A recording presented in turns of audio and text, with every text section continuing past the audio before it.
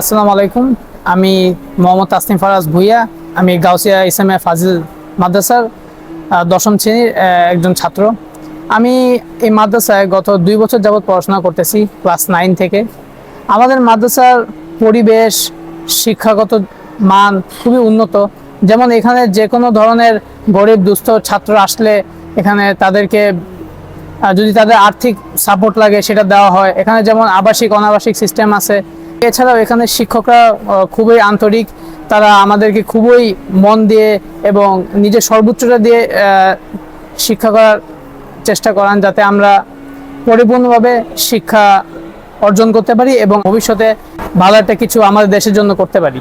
আমাদের মাদ্রাসায় আরও অনেক ফ্যাসিলিটিস বা সুবিধা আছে, যেমন এখানে অনাবাসিক থাকা যায়, আবাসিক থাকা যায়। এখানে একটা ছাত্র যে কোনো সময় যে কোনো শিক্ষককে সে পেয়ে যাবে, অনাবাসিক শিক্ষককে অথবা আবাসিক শিক্ষকের সাথে অনাবাসিক শিক্ষকের সাথে যোগাযোগ করার মাধ্যমে সে পেয়ে যাবে।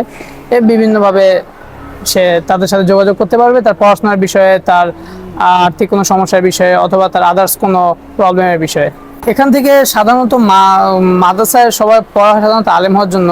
তো আমার ব্যক্তিগত লক্ষ্য হলো বিজনেস ফিল্ডে জয়েন করা ফিউচারে, দেন এই ধরনের বিদেশে যাওয়া বা ফরেনে গিয়ে পড়াশোনা করা, লাইক হার্ভার্ড ইউনিভার্সিটি বা অন্যান্য স্ট্যানফোর্ডে, যাতে আমি বিজনেস ফিল্ডটা খুব ভালোভাবে ম্যানেজ করতে পারি।